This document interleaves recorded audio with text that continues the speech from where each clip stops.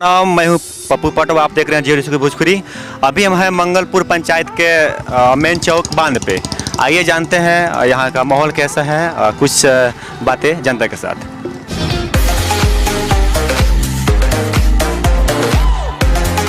Sir बताइए, अभी जो चुनावी माहौल चल रहा है, आपके क्षेत्र का क्या माहौल है?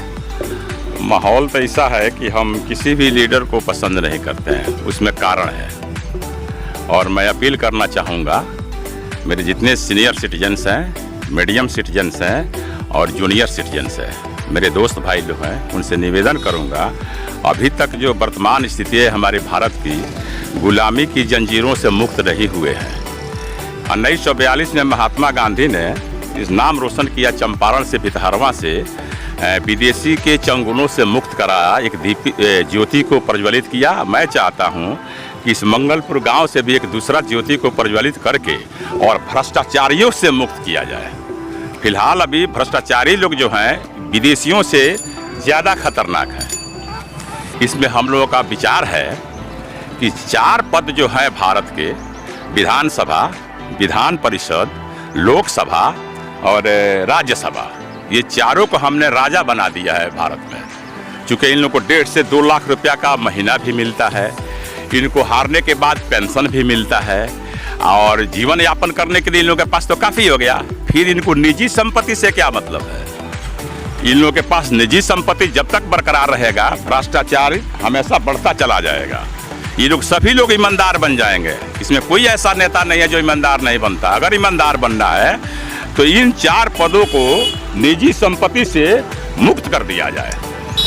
इन लोग का पूरा हिंदुस्तान परिवार हुआ, पूरा संपत्ति इनका हुआ। इन लोगों को विशेष सहायता दिया जाए, इन लोगों को सम्मान मिलना चाहिए, सब सुविधाएं इन लोगों को मिलनी चाहिए, परंतु निजी संपत्ति से इन लोगों को मुक्त कर दिया जाए। इसके लिए मैंने आदरणीय माननीय प्रधानमंत्री जी के पास, महामहिम राष्ट्रपति जी के पास, मुख्य न्यायाधीश सर्वोच्च न्यायालय के पास और माननीय नीतीश कुमार जी के पास हमने ईमेल भेज दिया है कि इस पर विचार विमर्श किया जाए, ताकि इससे होगा क्या।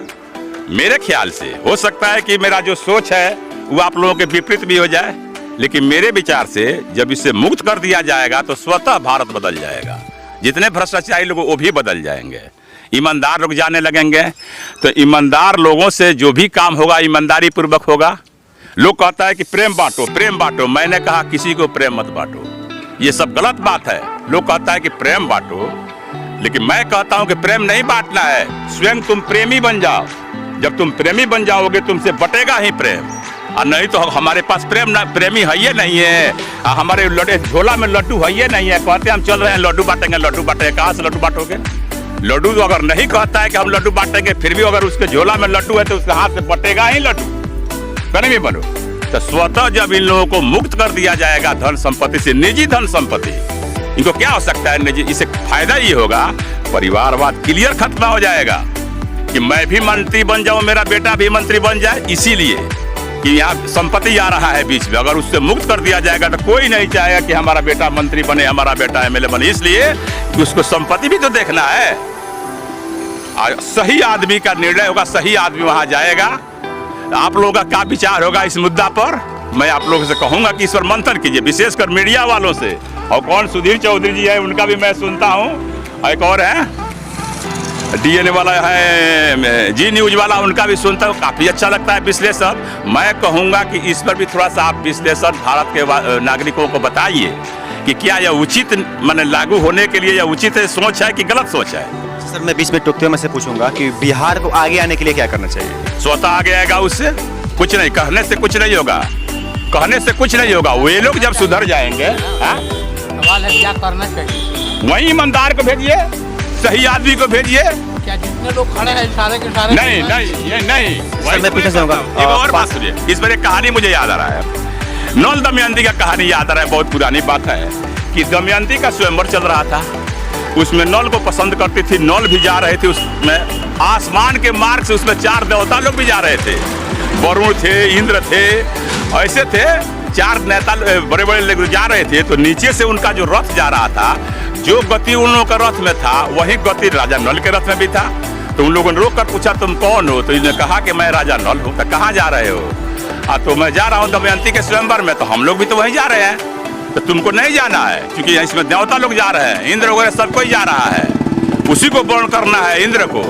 तो राजा नल ने सोचा कि भाई बड़े बड़े लोग जा रहे हैं, बड़े बड़े देवता लोग जा रहे हैं, उसमें मेरा कोई गुंजाइश नहीं है।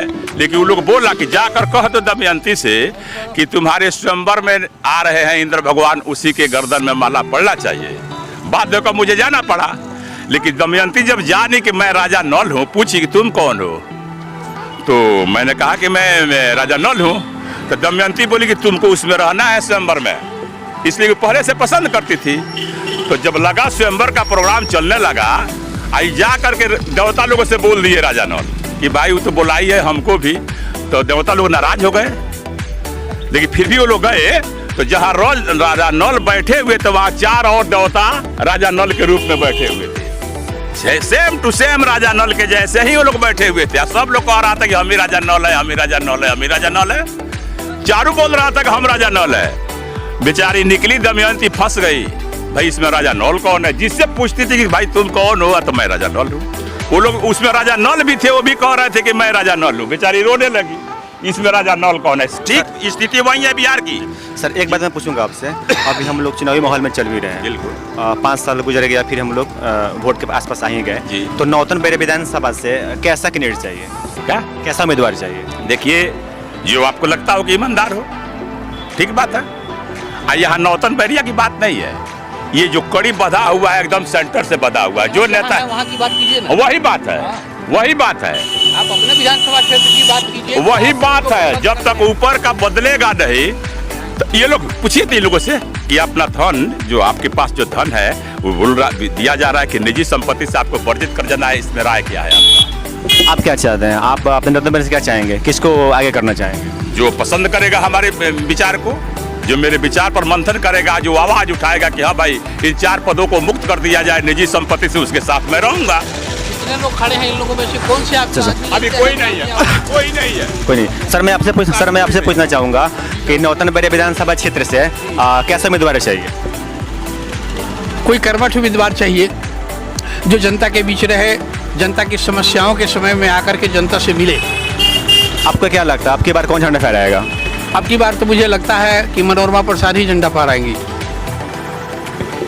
आपको क्या लगता है नौतन बेरिया से कौन लीड करने वाला है? मनोरमा प्रसाद।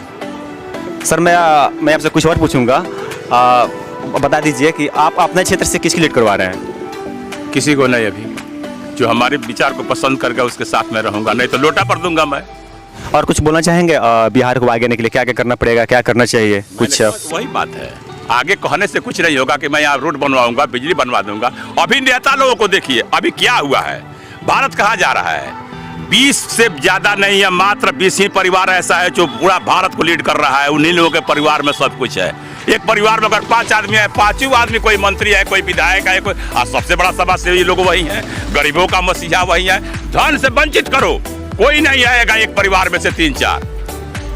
धन से जब वंचित कर दिया जाएगा तो कोई नहीं आएगा। पहले 1 से शुरू कीजिए। मैंने 4 पद को मैंने 4 पद को मैंने किया है। 4 पद को अभी होगा बहुत आगे चल करके, लेकिन तत्काल में हम इस 4 पद के लिए मैंने कहा कि धन से इन लोगों को वंचित कर दिया जाए। अच्छा सर मैं पूछूंगा कि नौतन बेरिया क्षेत्र में देख रहे हैं कि हर जगह रोड टूटा हुआ है, रोड खराब पड़ा हुआ है, इसके बारे में क्या बोलेंगे आप?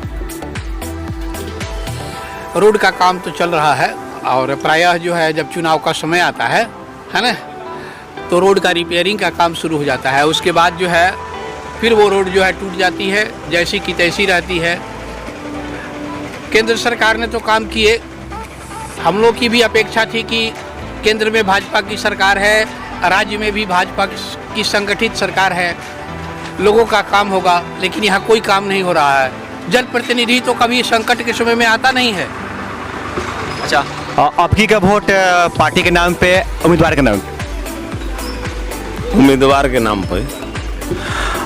मैं हूं पप्पू कुमार बटवा, जेडी कोच भोजपुरी। आप देखते रहिए, बने रहिए। अगर आप फेसबुक पे हैं तो शेयर कीजिए, यूट्यूब पर सब्सक्राइब कीजिए, कमेंट कीजिए और ढेर सारा आशीर्वाद दीजिए।